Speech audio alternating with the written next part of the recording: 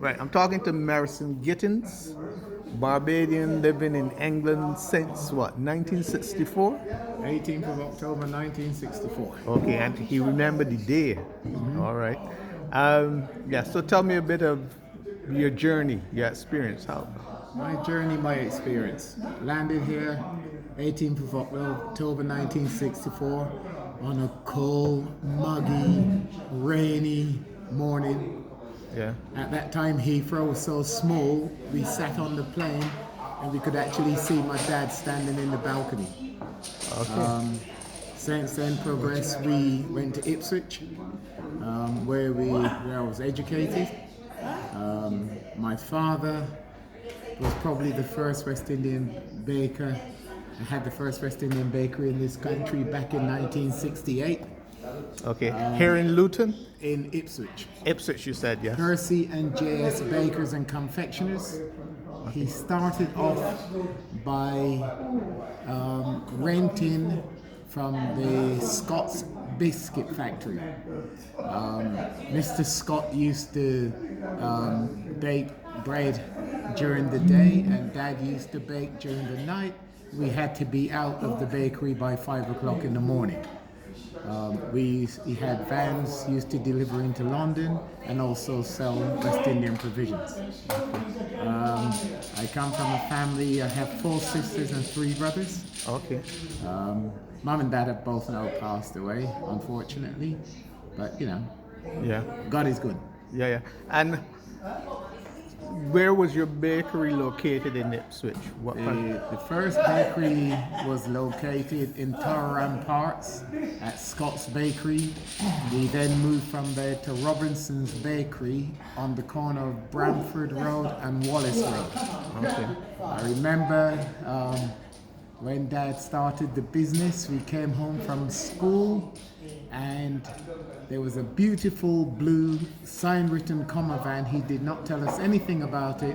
The registration number was the DDX343C. And when we came to this country and he picked us up from Heathrow, he was driving a Thames 1715 minibus WUU 267. Okay. You're showing off some memory there. And that's about the only memory I got left. Okay. With my bank's bill. Yeah. So what brought you to Luton? How long have you been in Luton? I've been in Luton since 1979. I trained as a chef and I was also training as a psychiatric nurse. Okay. Trained as a chef, and after my chefing, Dad always insisted that all of us had to have 2 trades and have something to fall back on. So chef was my first, and then my second choice was into nursing. Had I taken my original choice of career, number 1 would have been to be an opera singer. Number 2 was to be a policeman. Okay. Why opera singer? Because Dad had a beautiful voice. We grew up in church. My sisters, 2 of my sisters are organist pianists. Here in England? Here in England. Okay. Yeah. Seventh-day Adventist Church. in Rope Ipswich. Okay.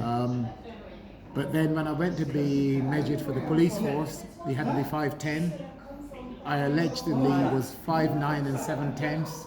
They told me to go away, stretch myself on the monkey bars, and come back in 6 months. Ooh. Because in those days, you had to wait 6 months to reapply. Okay. Ironically, one of my school colleagues, white, shorter than me, was accepted into the police force a month later. But that's the things we had to put up with back in those days. The reference to the monkey bars, did you think that was a slur? The monkey bars was something that we used to have in the gyms here in England. Okay. They were strapped to the wall in all school gyms, and for some reason they were called monkey bars. When they said it to me, yes, but I grew up, ironically, with the bakery, especially the one in the middle of town.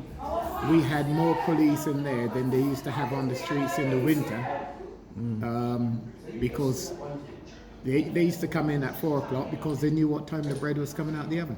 Okay. Okay. But so you studied catering. Yeah, went to the Ipswich Civic College. I was an apprentice chef at the Copdock International Hotel, where I done my apprenticeship. I done quite a lot of work for Ipswich Town Football Club. I then left and went to a French restaurant in Ipswich, Le Papillon. Worked there with an absolutely wonderful chef, Bill Bennett and Trevor Strone, who both used to work for Hilton Hall at the time. If you can go back in the days, you'll remember Robert Carrier, who used to he used to be one of the first televised chefs. He wasn't really a chef, he was the owner, but he was just the pose at the front of his Hilton Hall empire. Okay. When Ipswich won the FA Cup in 1978, I went to Wembley, came back, worked the shift. The manager insisted I work the night. I said to him, I'm an Ipswich Town football supporter. There's no way you're going to get me to work. I promptly resigned at 9:35. As I was walking out of the hotel, a gentleman was sitting there because I still had my chef's whites on, congratulated me on the meal, said to me, oh, you finished work? I said, no, I've just resigned. He said, oh, I'm staying at the Pulse House Hotel up the other side of Ipswich. Give me a call. I promptly called him on the Tuesday, and I was in Jersey the following week. Jersey. He owned the old Courthouse Hotel, Channel Islands. Jersey, Channel Islands. Yes. Okay. Okay. Interesting. And how long were you there? How long did you stay there? I was in Jersey for just on a year. Ironically, what happened there was you had to have 10 years residence qualifications. Okay. You know, you miss your family and everything else. Yeah. Very family orientated. So then I came back, came to Luton, worked for Swan National Car Rentals, progressed right the way through the ranks there, ended up working in London, then went off to work for Perry's, which was the Ford dealership, being the only black manager of only 200 managers in the whole of the W. Harold Perry's groups. Okay. Has any of this history been documented before? Is this on record anywhere? No, I haven't. I speak about it freely with friends and Okay. my experiences, but have not documented. No, so no interviews with the Voice newspaper or any other? No. You've got the Nation. The exclusive. So I've got a scoop. You've got a scoop. You've got a scoop of some description. Okay. Then I had my own rental business in down in Enfield, North London. Had that down there for 6 years. Decided to pack that up in 2013, and I took this place on in 2013. Okay. Ironically, we have been rewarded and given awards by the High Sheriff of Bedfordshire. We have also been given awards by the Mayor of Luton, and I have just received an email to go to a presentation on the 5th of November for a community award for all the works that the club do within the community. Congratulations. Congratulations. It's team effort. Yeah. Not I, it's Well, I about met your me. daughter, Monica. And Linda, Yeah. and Amanda, Some of the and others. the Christopher. chicken surgeons. Yeah. How have you been coping in the pandemic? During the pandemic, what we did was that we were running a food bank in conjunction with Bless Is Our Hands. So the back hall, which I don't think you've seen as yet, was a permanent food bank, and we were supplying food to all the local community. We also cooked 5 days a week for the NHS staff, as you've got the hospital there, the police, the ambulance. We were doing deliveries to the police, ambulance and fire service. Okay. Ironically, it was the police and ambulance who actually recommended us for the High Sheriff Award. Okay. Yeah. And you've got a function, you said tomorrow? Tomorrow, the 23rd of October, we will be catering at the Barbados High Commission for Sir Gordon Greenwich, who's being honoured by the University of the West Indies.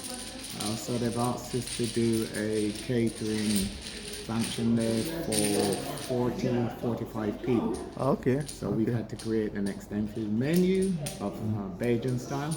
Okay. And Monica will be doing all of her smart and sexy business will be doing all the decors. My sister, who's a florist, will be providing the floral arrangement, and I will be doing the catering. Okay. Sounds good. Any closing thoughts on your experiences here? Your hopes for the future? The lay of the land, the challenges, as you say, they like now with Barbados moving towards Republican status, and what are your thoughts on those types of things? Well, with us moving towards a Republican status, I don't think for people like myself it's going to really affect us. What I'm more concerned about is what it's going to affect with the relationship between the British and Barbados government. Well, this is what I was thinking. And I think that they will find it a lot harder for the young ones to get into colleges. I think we have to wait and see, because all these announcements have been made, but no one has really come out and given us the meat around the bone. Personally, for me here with this business, I am hoping that we can encourage the young people around here to move away from drugs and knife crime, drugs, guns, knives, which is a problem all over. We have had our problems here. We've tried to deal with them by encouraging the young people to do better. And I say we because we have an absolutely fantastic black community here. It's a mix of Bajans, Jamaicans, St. Lucians, Vincentians, but we work as a team to try and encourage the young ones to do better. And that's all we can do. And all we can do is trust and pray, put our faith in God, and move forward. Because I am a great believer. I believe in putting Christ at the forefront of everything I do. Don't always succeed, but we try. Yeah. Well, I mentioned earlier my own views can probably best be described as non-conventional, but I have that similar focus. I'm proud to say I'm born and raised a Seventh-day Adventist. I might be what they call a backslider, but you know what? Sometimes you have to go backwards to go forward. So I don't mind standing back and looking at some of the people in front of me and knowing that I can do better. Okay, fair enough. The same has probably been said of me.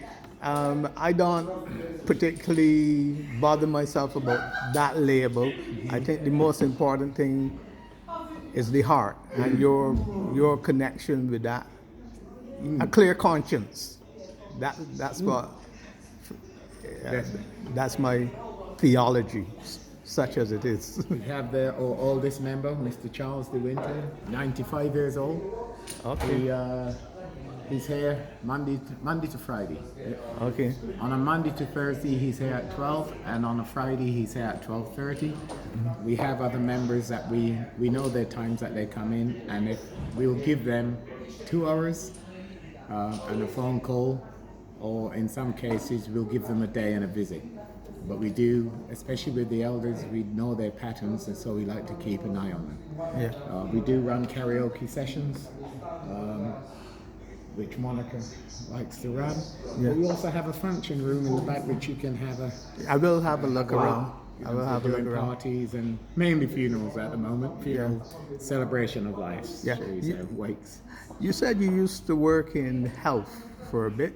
You studied. Did you actually work in the field? Yeah, at St. Audrey's and St. Clement's Hospital, psychiatric nursing. Okay. How long did you do that for? 3 years. 3 years. Okay. At one stage, I had my mom, my dad, my eldest sister, our younger sister, and myself, we were all working under the same health authority between the three hospitals. Okay, okay. There's a lot of concern now. When I'm not doing this job, I'm also a health carer. Right. I work as a carer. And I try to integrate this with my care work because I think what you spoke about there, knowing people's routines and having a good communication and conversation, I think that's a critical and underrated part of care. Yeah, also what I found that one of the benefits of the lockdown is that I was amazed as to how many of young people, young men, actually took the time to sit down and talk about their mental health. I mean, we have an amazing group of young men here who during the lockdown, we've replaced all the canopies right the way around the building. And these are all members here, young lads, who came in and said, "Oh, uncle, nothing to do, can't go to work." They said, "If you buy the materials, we'll replace it." And all I had to do was give them some food and give them a beer. And you know what? They've done all that work free of charge.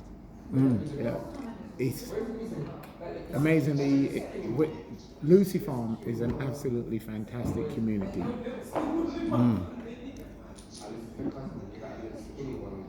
So you would endorse the talking therapy, 100%.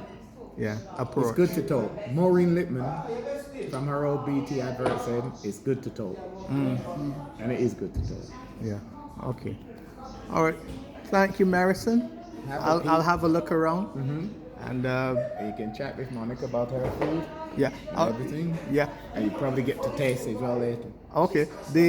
Just about the membership, it's open to all members of the community. It's open to all members of communities. It's not restricted. It's not a West Indian club. This is a community club. Okay. Okay. Some people like, you know what it's like, some people like to label it, "Oh, it's the black man's club." No, it's not a black man's club. This Okay. is a community club. And you will see we have different stages go through the day, like you've got Charlie and Nat here now, they're retired.